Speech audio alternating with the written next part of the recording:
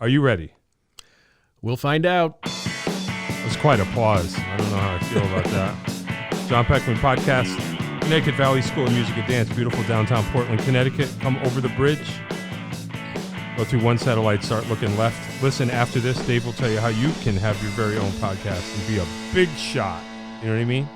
Everyone wants to be a big shot. And we are here today with Mr. Joe O'Brien, bass player. Among other things, Yeah, yes. well, you know what I'm saying? So I will say I've been very lucky around here, I think. A lot of great bass players that I've worked with. Eddie Corvo, Jay Wiggin, Dave Lavosi, and maybe a couple of Greg Garfinkel. And then along comes you. And I'm like, who's this dude? Who's this guy? So the dark horse. That's you. Sneaky. Oh, yeah. Sneaky. So how did you get this way? You know, it's funny that you say that. I was telling Dave before, I was aware of you for many years before we actually met and played together. Oh, really? Through one of Al's gigs. Okay. So I was kind of like, I've been waiting for this for a long time. Oh, really? And yet. Was it how disappointing on a scale of, No, that was the day where we showed up and it was an outdoor gig and it was raining. Oh, right. And I think I won your heart by, I had brought a 10-foot canopy. Yeah, you just produced, yeah. And I produced Shelter, which is a good way to, make people like you. What did they say about me? I'm curious. I'm very sensitive lately about how people perceive me. Oh, no, all good things. Oh, good. Okay. Back in the day of... I'm not looking for compliments. No. Yeah, but, like when The Advocate was doing the musician polls and all that, you'd be in there a lot. And...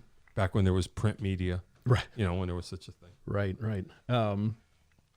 No, I grew up in Northwest Connecticut, moved to D.C. for a number of years. Okay.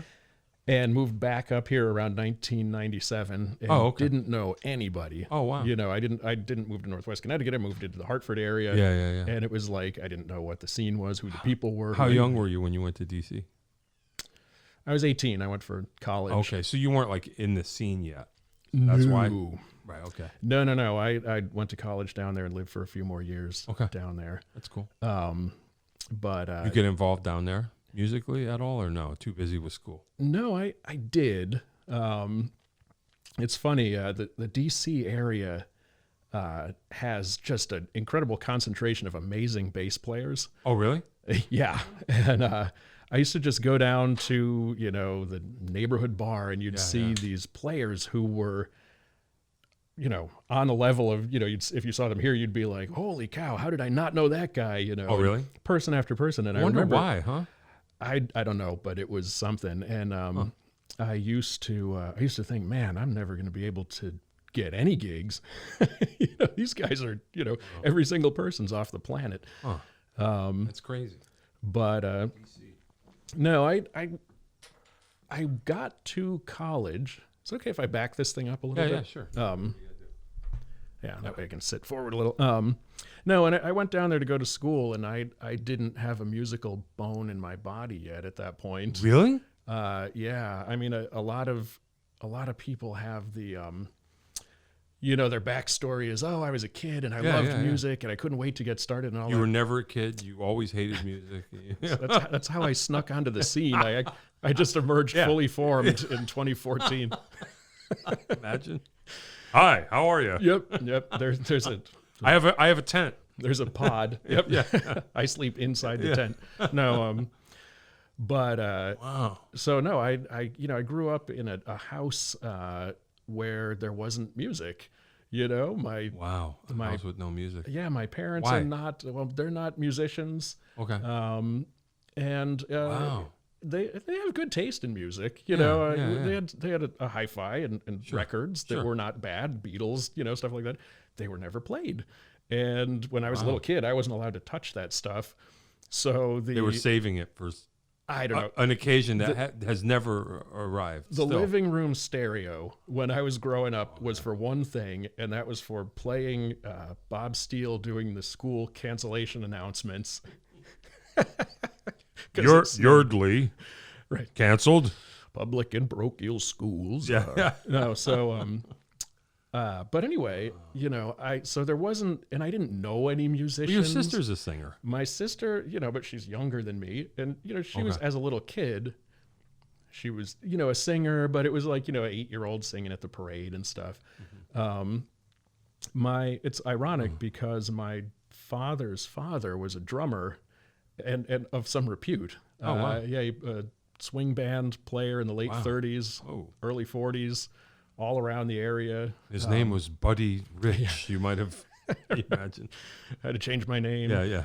No, but, for whatever reason, it wasn't my parents' thing. And so, some years ago when we first met, you were telling me, what was your exposure to music like at a very young age? And you were saying that yours, you were lucky in that you had some good exposure to good bands and that kind of thing. Turns out. It was, I didn't have that. That's cool. My exposure to music was almost exclusively through riding the back seat of my dad's car. He would listen to the radio. Sure. And I would be like, his AM radio with the, the physical buttons and the needle slides around in the viewfinder. Oh, yeah. And the problem was if he hit something that I really liked, he wouldn't stay on it. He'd just go to what he wanted, Right. He would look for the school cancellations. Right. No, I mean, he liked Elvis. That was something he'd reliably stay on. That's cool. But no, we were, riding along one day and I was 6 years old. It was, so it was like the late summer, early fall of 1978. For a second, this music came out of the radio and it was like magic. I'd never heard anything like it. It was like shimmering and I was, and of course now I know it was harmony, but I didn't know what that was. I was a little kid. I was like, how do their voices sound like that? Sure. And so I was like, wait. And of course he changed the channel. I was like, go back. Yeah. And he didn't go back. But so in my mind, I was like, I'm going to hold that in my head. And someday I'm going to figure out what that was. Whoa. A 6-year-old kid. And I was that's like, crazy. This is what I'm going to do. And, the years unspooled and I learned lots I started getting into songs that I liked. Are you going to end up telling us what it was? Yes. Okay. All right. Okay. Go ahead. You're making me nervous. It took. No, you don't have to tell me yet. All right. Because it took 9 years. Oh boy. Okay. All right. Just tell your story. Story's not going to be that long, but right. No, that's all right. It's going to be 5 years long. No, but, no, so as the 80s started up and I was like getting, to be like a middle schooler and stuff, I started to realize there was music I liked and, but it was me sitting there listening to Casey Kasem, Air Supply again. Oh no, right, and then, but Rosanna would come on. I was like, what's this? It's like dark and epic and weird and like, and then Pina Colada. But yeah, it was like my initial earlier exposure to music was very intermittent, and it got what you got. I kind of like grabbed it at scraps. There were a few times when my dad's taste and mine would overlap a little in the car. At Baker Street, that was a song that he liked enough that it would play, and I'd be like, oh, again, it sounds dark and mysterious and big, and, but I didn't, I went skiing with my friends and like, I didn't take piano lessons or sing or anything like that. And just kind of, and music became my sister's thing. So then it was even more like, oh, well, that's her thing. Oh, wow. Yeah. I'm the guy who's on the track team and like hanging out with the guys and doing the things. And, anyway, 9 years after that, I heard the song. I was at my friend's house overnight. We were staying up late, like watching Friday the 13th or something. We were like 15 years old. And one of those ads came on the TV that's like, K-Tel, hits of the 70s, and they show snippets of the bands. And one of them was the song. And I lasered in on the TV. And what it was The Who. And they were doing Who Are You? And it was the chorus with the hi-hats. And you're like, as soon as I heard it, I was like, that's it. Wow. So the next time my mom went to Torrington, to Caldor, I was like, I'm tagging along. And I went and got the Who's Greatest Hits on cassette. Made sure it had Who Are You on there. Yeah, sure. But of course I discovered, for a Who diehard like me, Who Are You is not their best work. It's like good work. Well, but, it got me into it. Sure. But then I discovered all the other songs and I started buying the CDs and I just became this rabid fan. But I still didn't approach it as a musician. Yeah. It was like, I approached it as an adolescent kid who felt like he discovered this great band. But I all through high school, I didn't do any music. I didn't, I wasn't in any bands. I didn't play any instruments. That's crazy. Yeah, got into college. Freshman year of college, I joined a theater group, and that kind of got me going, oh, it's really fun. It's fun to get out there on stage and do something. Sure. That's why you're so theatrical on stage. No, actually, that is part of it. I was part theater, you know. No, and it's also like I try to make it look like Pete Townsend would do it, only with slightly less destruction, you know. But Pete Townsend once said, "You have to make hard stuff look easy and easy stuff look hard." Oh wow, it's kind of like that's funny. But by my sophomore year, I was living with a guy, my roommate, who was like played guitar and was like, we should start a band. And we found some guys, and he's like, you can be the singer. So I was. Cool. Yeah. I just still didn't play an instrument. Hey, that's cool. And but did did you do the thing? We were never in a place that was big enough to allow for that. Just clean off the cocktail tables and No, and then at the end of my sophomore year, so I was about 20 at that point, our bass player was going away for junior year abroad. Wow. And I was like, I think I can do that. So as a 20-year-old, I bought a bass. Wow. And, that's crazy. Yeah, it was easier because I was already at that point studying music theory and you know, I really was getting into it a lot more. To what end? As a singer, maybe? Like, what did you? I was like singing and arranging, and I was just getting into more I wanted to learn how to read music, so of course that was part of music theory. So That's not. Did you go to school? That's not what you went to school for. I minored in music. Okay, all right. But it wasn't what I arrived there for. You know, right. But you were like, I want to get into this, figure out things. I did, and I gravitated into it very quickly once we got started. So like when I brought home the bass, I was like, I know what to do with this. I just need to physically learn how to do the things. Yeah. Brought it home. I opened it up for my dad. He's like, you don't know how to do that. And I was like, I'll show him. Yeah, right. And so, and as they say with bass players, there's never enough. So, 6 months after buying the thing, I was playing in 2 gigging bands. Yeah, exactly. Wow. So, yeah. That's wild. I was, in a weird way, I don't know if I had started when I was younger, I might not have kept to it, but instead I started late, and I was like, boy, all these people have a huge head start. I better practice a lot. That's interesting. So I practiced 7 days a week for like my whole 20s, Wow. So that's a different story than most people. Yeah. And so by the time to get all the way back to your question of how did I appear, I came up here. I didn't know anybody. It was like 97. A friend of mine was in a production of Jesus Christ Superstar at the Sting, and was with some. I could sing that entire musical. Yeah, me too. Starting. Yeah, good. We should do that sometime. We'll just do the gentlemen. I don't know why we are here. No, wait. We need a more. Anyway.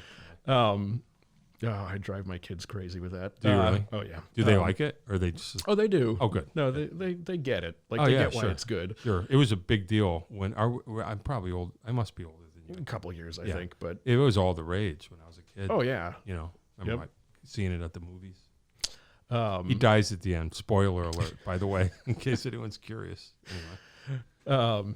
So I said that to somebody once. They're like, how is that musical? I was like, well, the main character dies at the end. Yeah, it's kind of depressing. Get the joke and all. Yeah, he dies, but saves all mankind. Right. No, but allegedly. So we, the Sting, and so some people from the local scene were there. They're like, oh, there's an open mic at this place on Pratt Street in Hartford, and you should go down to it. Paulie's, and I went in, and I just kind of went to watch, but like Bert Teague was playing, and Sure. I kind of went, oh, like that's a person. Yeah, that is a person. Yeah. And I met some guys there, and we started playing off to the side, and I got to know Bert, and sometime after that, I lived in Manchester. I went down to Dynamic Percussion to buy earplugs. Oh, wow. Sure. And Art Benson, who I didn't know at the time, he was just the guy, but sure. Hey, what do you need these for? Are you a drummer? And I was like, no, I'm a bass player. But and he's like, oh, you should meet this guy, Bob Laramie. He's really great. Sure. And I thought, wow. I was like, he's like, he does lessons. And I'm thinking, I'm 25 years old. I already know music theory and I'm gigging. Yeah. Do I really need bass lessons? But he's like, you got to meet him. Yeah, check it out. Sure. So I'm like, all right. So I went down. And the one thing, that you can't really learn from music theory, and it's very hard to learn from listening to it, is slapping and popping on the bass. Okay. It's like those rhythms, the mechanics of it, they're not made the way they sound like they're made. Okay. And I went in, I met Bob, and I was like, in a tactful way, I was kind of like, hey, do something impressive. Yeah. Impressive. And you've seen him play, I'm sure. So like, of course he could do all the so I was like, oh, all right, so that started like a year where I went in every Monday. Oh, wow. And of course, you know, you've taught, and like I've taught bass lessons over the years at music stores and stuff. And the average student is a 12-year-old who's kind of like, you know, learning. I kind of realized later I must have been an unusual student for Bob, but didn't matter. Hey, that's cool. Soaked it up. He probably was glad to, you know. I think he probably was. A little. No, I mean, he'd give me a 5-page classical piece, and I'd memorize it for the next week. Wow. And like, so I was always kind of try to like impress him, and we became good friends over the years. Cool. And you know, we even subbed for each other in bands and things. And but no, I've always kind of I'm a reaction in terms of my career. I'm like a reactionary person. People call me and I come and I go do it. Al calls me up. Hey, Joe. Sure. I'm not a self-promoter. Sure. I'm not. In fact, even coming on here, you had to kind of like come lure me over. Hey, Joe, come on. It's all right. Why not? But I've kind of, and I've never chased like this big elusive dream of, I'm going to be a big star. Sure. I'm going to be, I'm perfectly happy playing for the sake of music. And so if it turns into something great, it's been an awesome conveyor belt of amazing friendships for my whole life. It turns out, in the end, that's the best part. Well, and when you get to be our age, like a lot of people are like, it's hard finding friends. I'm and it's like, geez, I feel so lucky. It's like every couple of years I meet new guys, new people that I didn't know, and they're amazing, and it's constantly happening, you know? So yeah, that is cool. That's a cool thing. Wow. Yeah, well, that would explain it. Because you didn't come up through the scene like everybody else. No, I kind of arrived like a carpetbagger. Well, all right. No, whatever. But in fact, when I was first in Hartford, I used to read about this band, Dr. Juice, and it was Dennis Fancher and Mike Rao, and this bass player named Joe O'Brien. Oh, wow. But not me. Not you. A different Joe Oh, that's the O'Brien. guy I wanted to book. Who are you again? No, just kidding. Can you imagine? Oh. Yeah, that's cool. All right. So anyway, thanks for can you imagine. I'm sorry. Oh, my God. No, that's so. I should have sent the other Joe O'Brien because I know him. That would be amazing. I'd be like, hey, how's it going? And like just thinking I was in an alternate What's weird reality. here? Yeah, right. Yeah. No, I actually went and that's funny. I went and saw them play one night at the Standing Stone, and I remember thinking, like, when I saw the other Joe O'Brien, I was like, oh, he's a good player. Oh, thank God. You know, I don't need somebody going around town who's bad. Yeah, they go, oh God, that guy's terrible, Joe O'Brien. But but then it's especially funny. Many years later, I ended up playing in a band with Mike Rao and Dennis, and people were constantly online. So funny. Oh, you're bad. Dr. Juice is back. And they'd be like, no, it's a different Joe O'Brien. You know? Oh, man. That's a drag. Yeah. Imagine. You should have said, I had reconstructive surgery. You know, I'm the same dude. Like that movie Shattered. Yeah. That would be something. Yeah. Imagine. You resemble each other at all?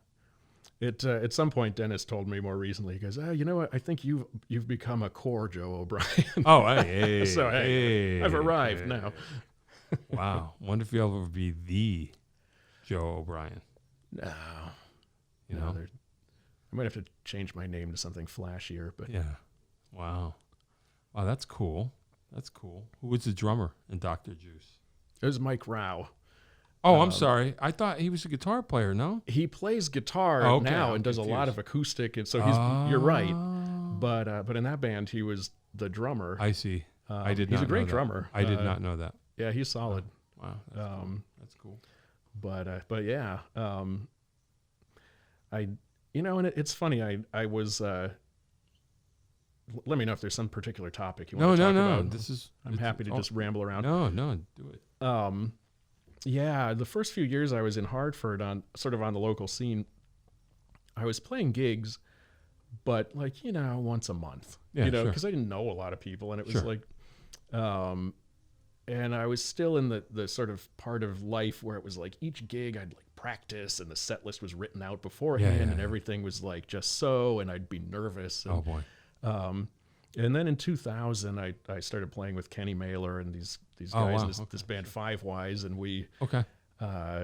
Rich Obrero and Craig Struble and several drummers that went through the lineup, Yep. but you know, that band cured me of all of that. It Oh, was yeah. like we'd play like 100 nights a year, and Oh wow. Yeah. we toured, and it was you know, it was chaotic. And, Yeah, I love and Kenny. He's awesome. I see, do too. Like, I mean, he at one point, my wife goes, "I have to just think of him like he's my brother, because otherwise I'm going to go crazy." You know?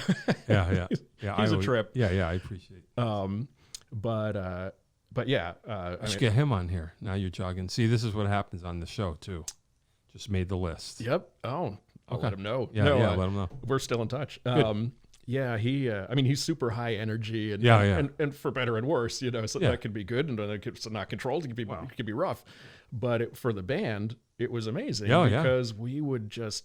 I mean, every gig was like barely reined in chaos, but in a good way. And you know, I played a gig or two with him, and I realized I was just like, okay, hold on. Yeah. Oh yeah. Here we go. It kind of cured me of having any apprehensions about making mistakes or, you know, having everything be perfect. It was more just like, if the overall shape of it is something on the positive side of disaster, it's good, you know. And I used to say to people, after playing in this band for a few years, I'm pretty sure I could play bass while being shot at. Oh, really? You were shot at? No. But I'm pretty sure I could have, and it would still have its shape. Yeah, you know? yeah. Interesting. We I did guess have that's to. one way to do it, right? One night we did actually have to run away from a frat house where we were staying overnight. It was the middle of the night because a gunpoint confrontation erupted between a couple of the frat brothers. Whoops. And I was in Florida, and Nice. we weren't like directly threatened, but we could hear the voices escalating, and we knew there was, you know, like it's time to. And I just kind of got up and exited the front of the frat house. And Rich Obrero, do you know Rich? I think so. Guitar player. He's really good local guy. You should have him on here too. Because no, he was the last one out. He was still in his sleeping bag. He like hopped out like an inchworm out of the front. He was just like, "I'm getting out of here. Time to go." Yeah. Wow. Yeah. And how long did you play with him? So that was 5 years. Oh wow. Yeah. Of like heavy gigging, and by that time, 2005, I knew what all the bars were, and I knew all the clubs, and we played the Webster and did different things up and down the coast, and you know, I kind of felt like now I'm part of the scene. I know people. Yeah. Sure. I was turning down gigs because I was too busy and stuff like that. And they just called the other Joe O'Brien. Right. They're like, oh, we meant for the other guy anyway. Never mind. Wow. Hey, that's cool. So you got your stripes. Yeah, kind of, you know. And then ever since then, it's been like, like the gigs and people kind of just keep percolating up. And, you know, at some point I met Al, you know, and started doing lots of shows with Al. Yeah. Bus drivers, we did. I started playing with Dennis all the time. Okay. And, I mean, even more recently, a guy named Andrew Decker. Oh, yeah. You know, Collinsville. Yeah, he called me up. He is the music teacher at one of my kids' schools, in Cobb Montessori in Simsbury. He was like, "Hey, Joe, like, I heard you play bass. Like, come on, I'm doing this thing." And he's got it's kind of a bluegrassy thing, so it's acoustic guitar, that's cool, mandolin. He's like, "I want you to play upright bass." And I'm like, I don't own one. Oh, boy. I do. I mean, I have an upright electric, which is kind of like a drum pad. It's like you can get used to the scale of everything, but it doesn't sound like a real upright. And he's like, it's no problem. I have one. So, we a couple of months ago started doing gigs. Hey, that's cool. It's very tiresome playing an upright for a whole night, but fun. And do you twirl it? No, that's rockabilly. I'm afraid to do that with somebody else's. Yeah, right. The other thing is it is plugged in, so it's like where would the cord go? You know, it turn into a spaghetti fork. Yeah. It's funny. Hey, that's cool. Yeah. That's cool. Yeah, why not? So upright bass. You know, I mean, why not? As do you, I'm sure. I try to, you know, keep. I try to do something new, keep growing, keep doing new challenges and new stuff. You know, I mean, it gets harder and harder as you get older. It's like, you know, it's kind of more just go do the gig, have fun.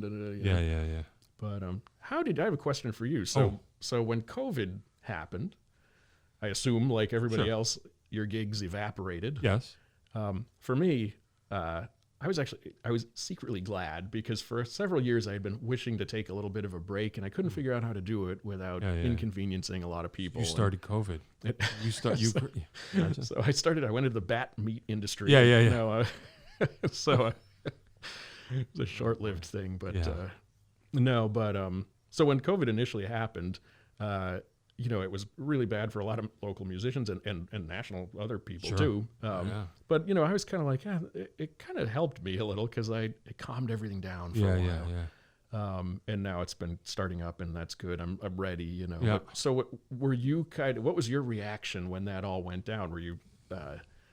Well, I kind of I don't want to use the word retired, but somewhere along the line, probably close to 10 years ago, I stopped doing every gig that I could. So you might be thinking of me as more of a gig player than I actually was. In the last few years. I kind of got more into the teaching and kind of less reliant on gigs. So I didn't really lose a whole lot of gigs. I lost my teaching thing, which came back. But yeah, it didn't really shuffle the deck too much for me. It's kind of funny now that things are kind of starting up again. I'm almost like, I wonder if I should be playing more.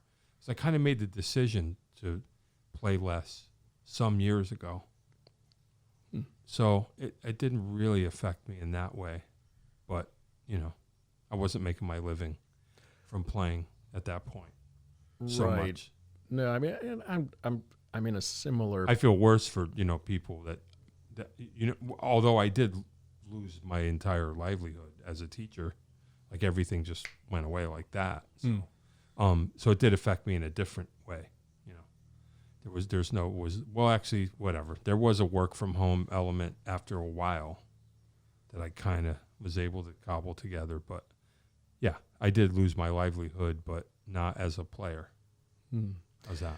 Yeah, no, I hadn't really realized that you did all that much teaching and that kind of thing. Yeah. But of course, it would make a big impact on that. Yeah. I mean, you and I had talked some years ago about eagerness to do gigs at different ages, and like when I was 19. Sure. Like I would drive to like Virginia to do a gig. Sure, of course. Yeah. And then you were saying to me a few years ago, if somebody told me right now there's $100 lying on the street in Newport, just go drive there, pick it up, and drive home. Yeah, I might not. Like, yeah, I don't know. I know. Something happens. Well, it does, but it's not all bad. I've kind of realized something about the COVID reset. Yeah. It's like nowadays. Yeah, you stop your momentum, and then you can kind of. Well, you could at least assess whether the momentum was what you wanted it to be and where it's going in the direction, all of that. Like, yeah, I know what you mean. Yeah, it's kind of. I have. It's a tricky thing because I don't do music for my sole source of income. Sure. Smart. So, it's been helpful at times. No, but it helps with the whole shelter and food thing. Those things people tend to notice if they're not there. Yeah.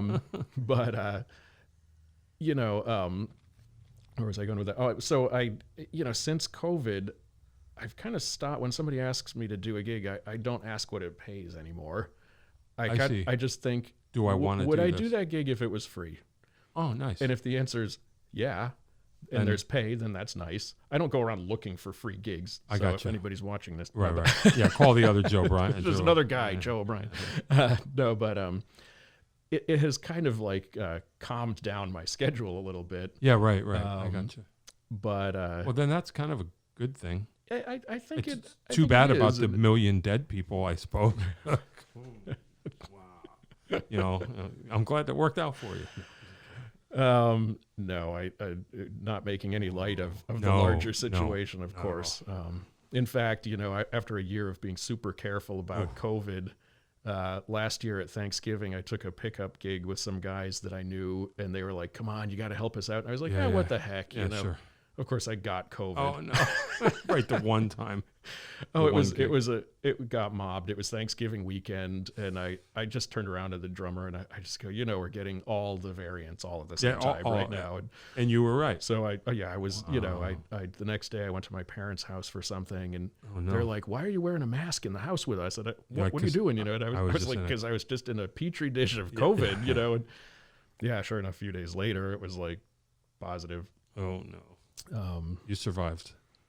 Yeah, it was weird. I lost my smell and taste for about a week. Oh wow! Which was more disconcerting than you would think. Yeah, that didn't happen to me.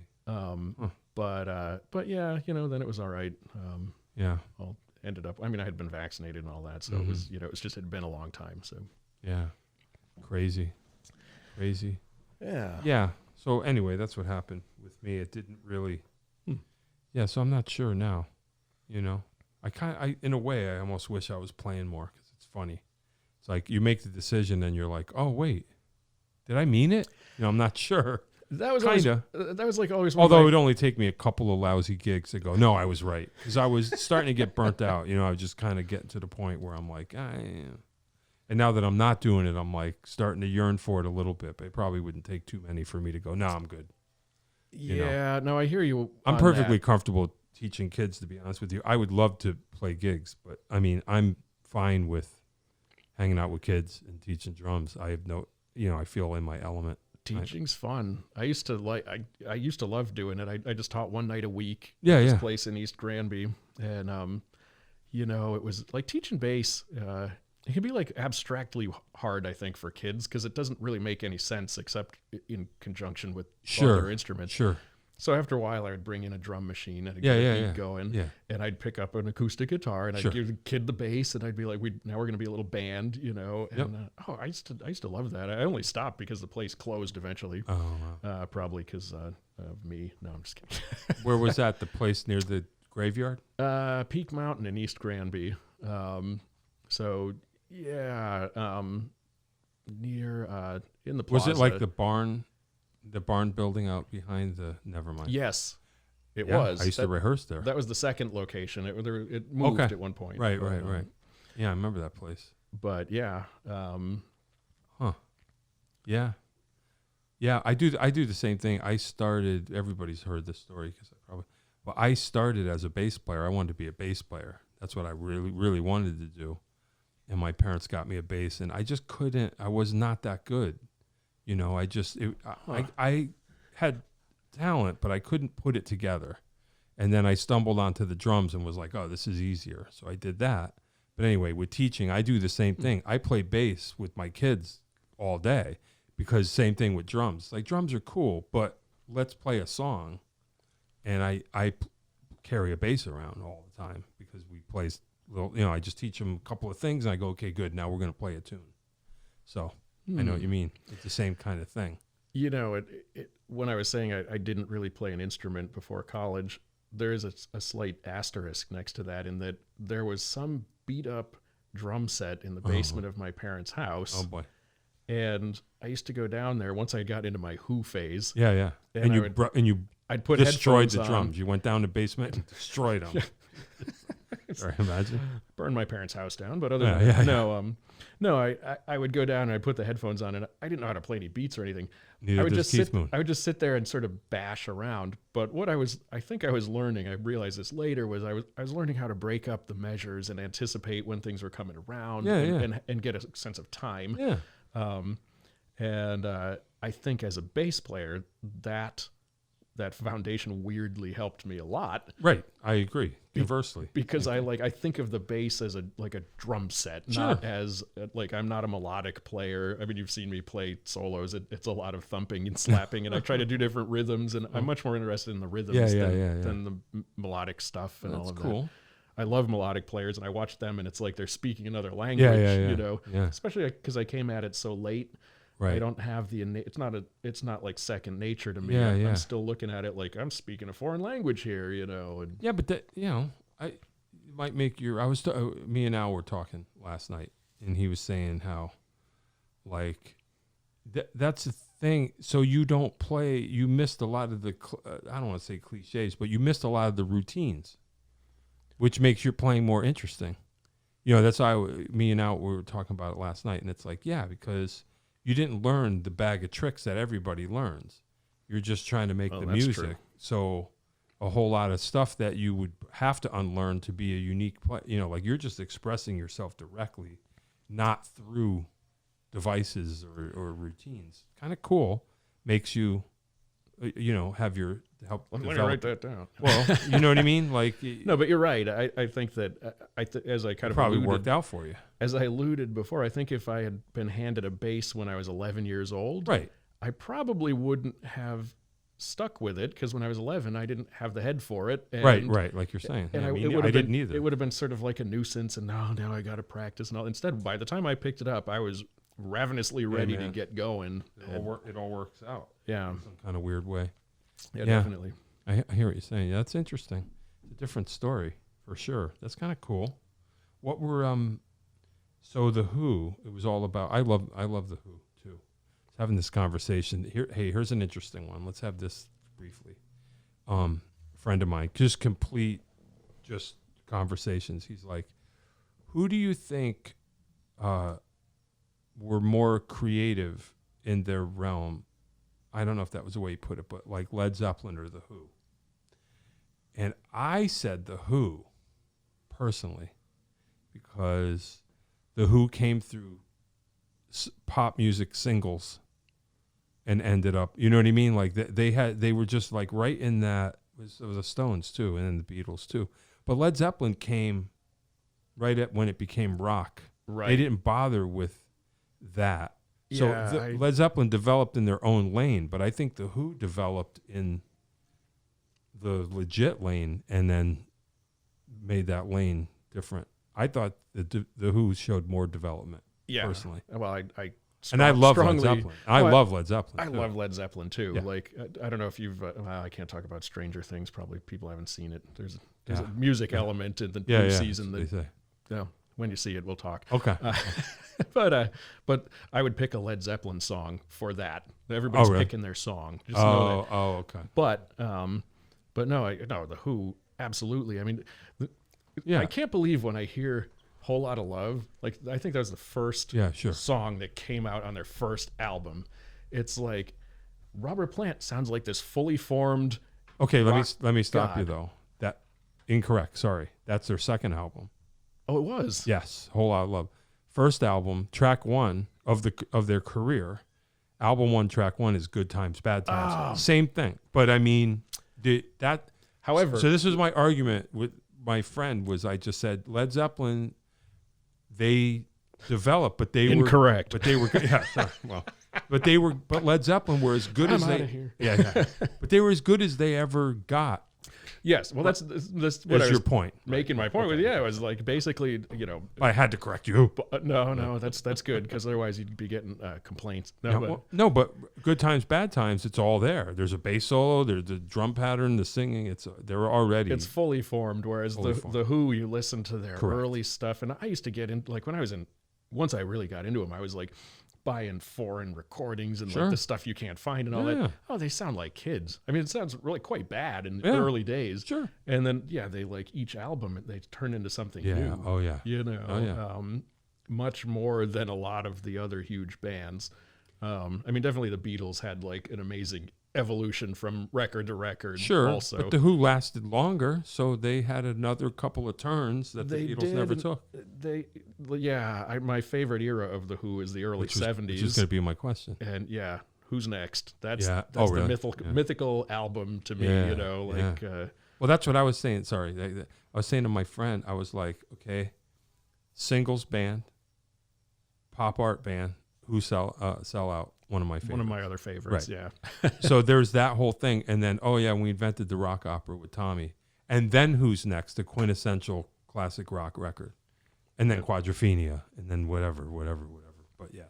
Yeah, there's a great interview with Glyn Johns who's talking about producing the Who's records. And he goes, you're probably aware, you can find lots of Pete Townshend's original demos and stuff. Sure. They even came out as albums, the Scoop albums. Yeah. So Glyn Johns there, he goes, like the hardest thing for me was that Pete Townsend would come in with some like the demo, and he'd go like, "How am I going to improve on that?" Yeah.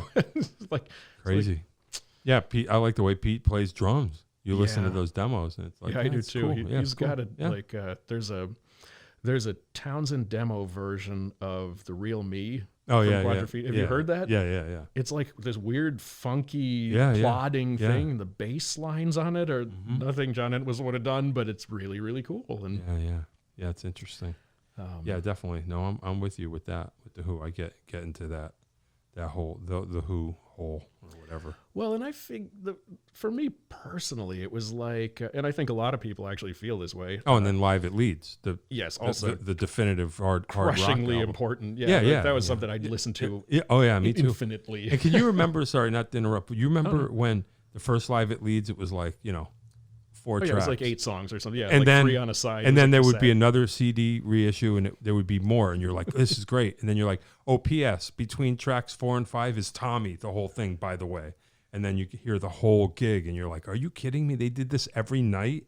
Yeah. Insane. Crazy. Eventually, I started out with the original one that only had like, Summertime Blues. And the pops and crackles are inherent in the original recording. Exactly. And I ended up at some point buying one of those newer versions that has all of Tommy and all that. And I was like, geez, the whole thing sounds amazing. And how did they have the energy to do it? But the thing I always liked about those guys, in addition to their great playing, was that somehow they seemed accessible. Almost like, the Stones were like the cool guys that I would never get to hang out with because they wouldn't want to hang out with me. Sure. The Beatles were like, I mean, they're kind of perfection, but they seemed a little remote to me. And then, Zeppelin.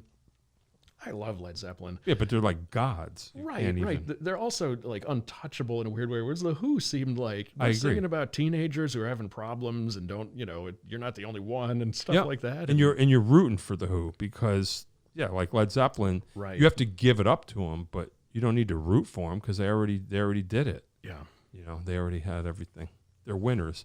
I like losers. I've decided in my life as I get older, I like losers better than winners. Oddly. Yeah, I do too. I know what you mean. Which is why I'm now a Trumper because I'm into losers. Kidding. Sorry, I just had to. Can you imagine? Whole other conversation. No, why? But why? Why? But you know what I mean? Generals? Yeah, exactly. But you know what I mean, though? Although the Beatles are winners and they're my favorite band, but I don't know if that's the same thing you're saying. But they are, but... And I don't mean that the Who are losers. I just mean... but they didn't... There's something about it. They had a certain... they were willing to show that they weren't always cool and that, and it kind of made everybody else feel like, I mean, they certainly weren't the girl getting banned by looks, maybe Keith Moon, but Pete Townsend, kind of this funny looking guy. And he's like, I just, wow. Yeah, they're like genius losers. Yeah. Oh yeah. No, I'm right there with you. Yeah. You gotta love it. So was Entwistle your main man, or when you got serious about the bass, did you start there? Okay. And it's, you'd think, how could you possibly start with that? Because he's a rather complicated player. But I picked songs that weren't that hard. Yeah, sure. And there are some, and I knew them all by heart. Yeah. So it's just a matter of figuring, well, what was he doing? How's he? And I'd watch this was before the internet, but I had like some video cassettes where you could. Dude, see I watched The Kids Are All Right a thousand times. I wore it out. But I like when Keith Mooney talks about making a salad with all the things he throws. But he was my initial, guy. But ironically, I fairly quickly in playing in bands, I realized you can't play like John Entwistle in a band and get gigs because it just doesn't fit with any other band. Right. And so I started calming it down. And ironically, one of the first albums I learned to kind of groove on better was the Weather Report 830. Do you know that one, the live? Oh yeah, and it's got it's got some crazy Jocko playing on it, but there are a couple songs where he just settles back and and I was like, oh, he's just doing that over and over again. Like, I should do that. Yeah. Wow. And so I started, I've always enjoyed pulling out the chops if it's merited, but for the most part, nobody wants to hear that unless it's a solo. And then then the famous. Have you heard the story about my wife and the bass solo? It's an ongoing joke. I don't know. Many years ago, I was playing with Kenny at that point. We were playing at Christopher Martin's in New Haven, and we did the set and everything, and it ends with this big rockin' tune, and there's a drum solo and bass solo, and I do the thing with the slapping and the stuff, and I come out, and there's a table of about 20 people that were there, and like it was like a receiving line, one after another, all like, wow, that was great, and we get around, and my wife is there, and they're, oh, that's great, oh, good job, and I get to her, and she goes, it's kind of long. Oh wow! And of course you can't please everybody. Of course I burst out laughing because it was. I was like, yeah, I don't know what these people are thinking. That was ridiculous. Yeah. And at some point I told Al about that story, and now like every time we play, okay, he's like, long. Melissa left. You can take a solo now. So that's in the middle of a solo. I'll hear him going, somebody phone Melissa. Oh boy, yeah, that's funny. Yeah, that happens. I don't know if I told this story again.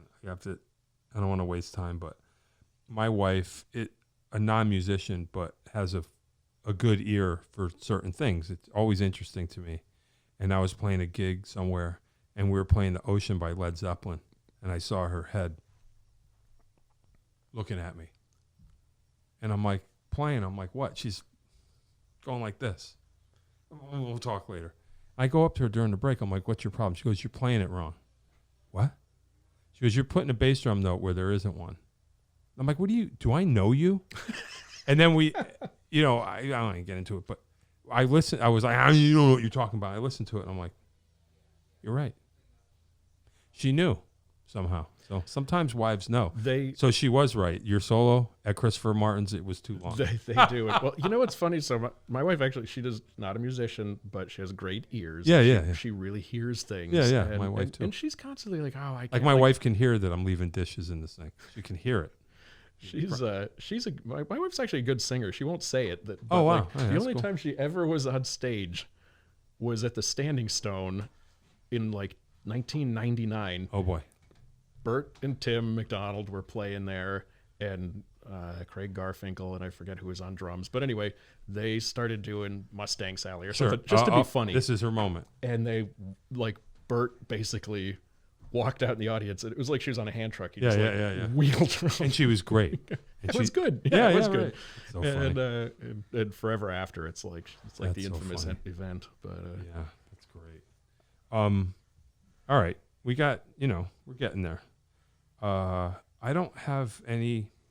I want to leave a little bit of room at the end for my standard ending questions, but they're not that big a deal. But we got a little. I don't recall. Yeah, that's fine. Yeah, fifth. Did you see that? Not one? that I remember. Yeah.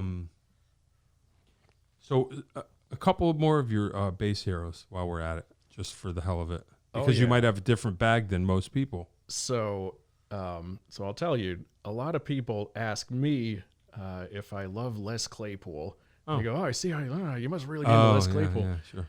And it's like, because I kind of have especially if I'm doing a solo, I have like a cartoony style. Because I try to make it funny and entertaining, and it's not. And not too long, brief. You try to keep as it long brief. as possible. Pretty much when I see them cleaning up at the end of the night, I stop. Sure. No, but you realize there's a couple more minutes. No, but I do. I like Les Claypool a lot. But sure, but they just that's all they can relate to. They I see think you. Maybe it is. Flea is another one. It's sure. I don't own a single Red Hot Chili Peppers album. Good for you. I respect what they are and all that, but it's not my bag. Sure. No, I'll tell you. So Stanley Clarke was the second, after, John Entwistle, I was like, who's interesting and good and all that. And I was living in DC, and there was a club there, the Bayou, that was little. It was maybe 300 people. But it was a mezzanine, so it felt really little. Yeah. And he came around and played there, and I went, and it was like, I'm standing 8 feet from Stanley Clarke, laying down what he does. And it was another life-changing night of, boy. Whoa. Sure. So with my bass sound, I actually have always tried to go for a Stanley Clarke-y sound. Oh, that's cool. It's clear. It's got low end, but it's clear, and you can hear it, and it cuts through. Yeah. So definitely him. That's cool. Of course, Victor Wooten. Yeah. I mean, it's hard to not like him. Sure. He's like Sure. the mountaintop. Yeah. you Sure. know? Sure. And he's also just a really decent. His vibe is like, you know, he's not a jerk about it. Definitely them. Of course, Jocko. Yep. Like, you know, Sure. I don't really play like Jocko, but I love the Jocko records. Sure. And then there's a guy like more in present day. Do you know the band Wolfpack? Oh yeah. Sure. So Joe Dart. Oh yeah. Sure. He doesn't do anything complicated, but man, is he good. Yeah, like, yeah, I yeah. see that and I'm Yeah, like, yeah, oh, yeah. this young guy's got it going Yeah, on. yeah, Like yeah. things are in good hands. The way it should be. Yeah. No, I agree. Yeah. So definitely those guys. I mean, there's a lot of, it's weird in bass. There's a lot of like tracks that I know, and I have no clue who the bass player is, but it's like the original Jesus Christ Superstar. Yeah. album. Right. Who's that guy? Like yeah. on the title track, there's like some incredible bass fills and lines. Yeah.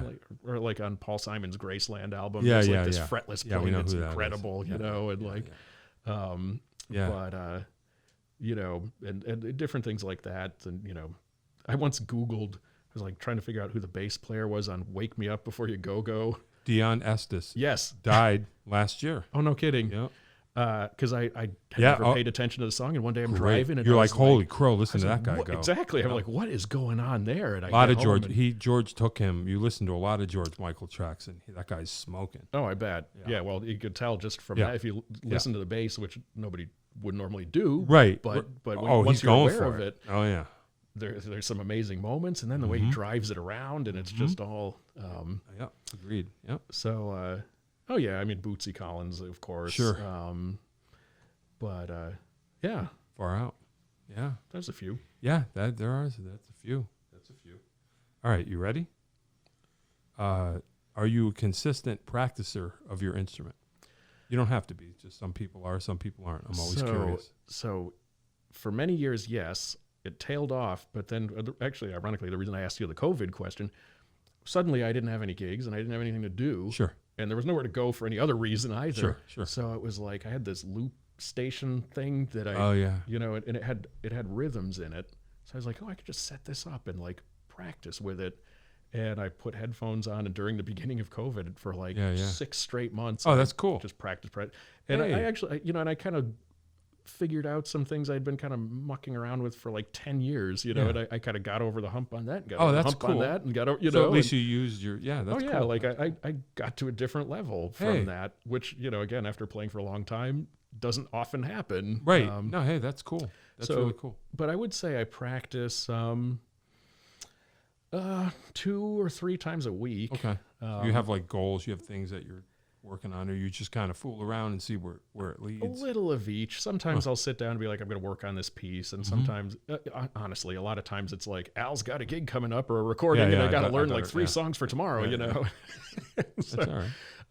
And then recently with the upright, so right. Andrew's like, here, hitting it. He's like, take this thing home, you know? So oh boy, so got there it, you are. got it at my house now. Oh boy. And so I've actually been playing that every day. Like it's really, wow. Is it any easier?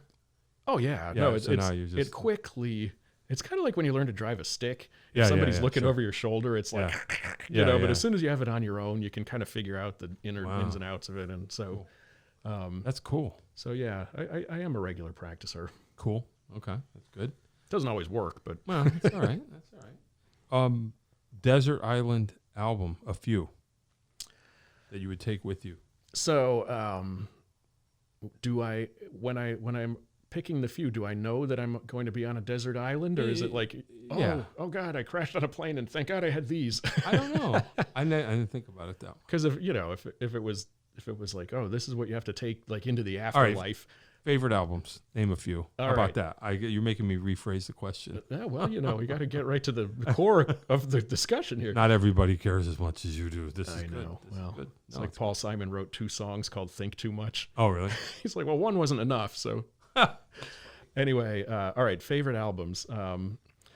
Who's Next? Sure. Who Sell Out? Wow. Quadrophenia. Oh, okay. Yeah. Jocko's first album. Sure. The one with his picture, and it's like it's just great. Sure. Oh, let's see. Any of the first few Fish albums. You Oh, wow, wouldn't okay. peg me as a Fish guy, Yeah, but I no. really enjoy those guys. Hey, Like, man. they're fun. Yep. Let's see. There's a record, Oysterhead. Do you Oh, know yeah, that? Stuart Remember that? They just Copeland did and- one album. Yeah. It's been in my car player forever. Oh, wow, It's cool. really good. Yeah. Let's see what else. Original soundtrack from Superstar.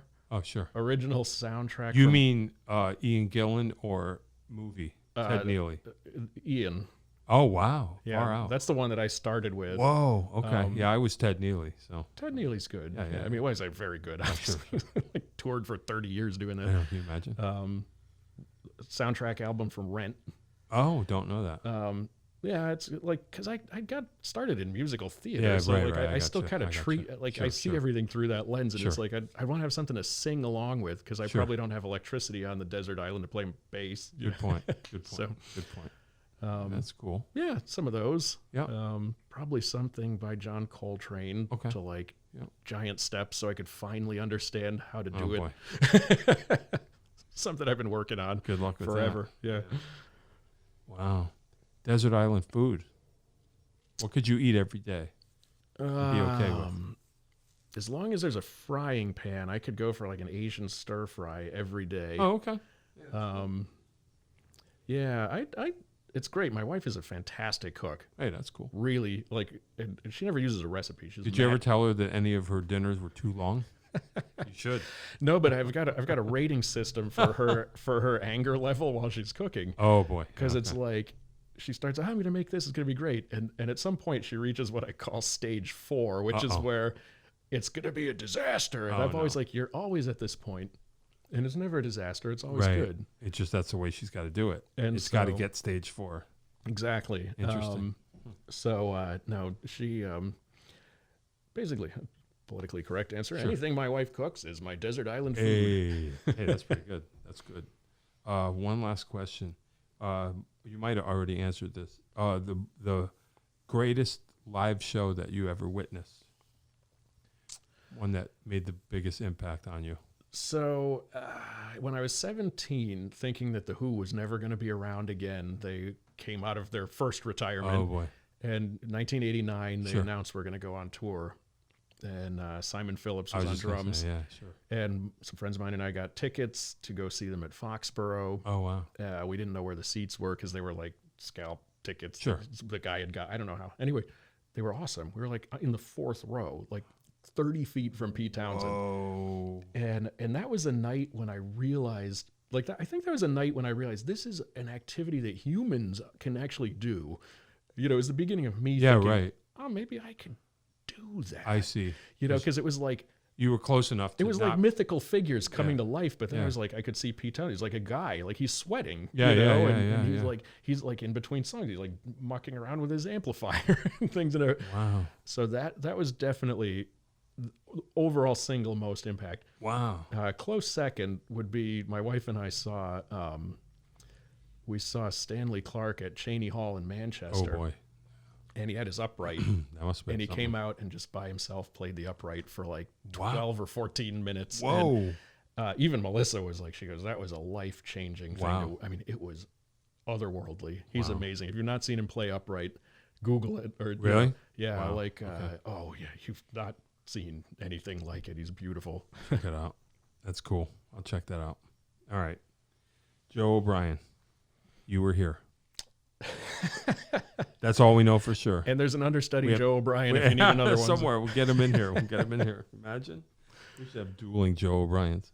All right, be I'm going funny. to press a button. Get ready. All right. Are you ready? Joe O'Brien, dark horse, bass player out of nowhere. He was here. John Peckman Podcast, Connecticut Valley School of Music and Dance, beautiful downtown Portland, Connecticut. Come over the bridge, go through one satellite, start looking left. Correct? You found Yes, it. You found easy it. to Right? find. Yeah, cool. Easy to find. Thanks, kids. Thanks, John. Yeah, man. Thanks, Thank you. Dave. I appreciate it. Thank you very much. And we'll see you again. All right, drive safe. Why do I always say drive safe? This is not a gig. I know that, yeah. And Dave always says to say that is all. See you next time.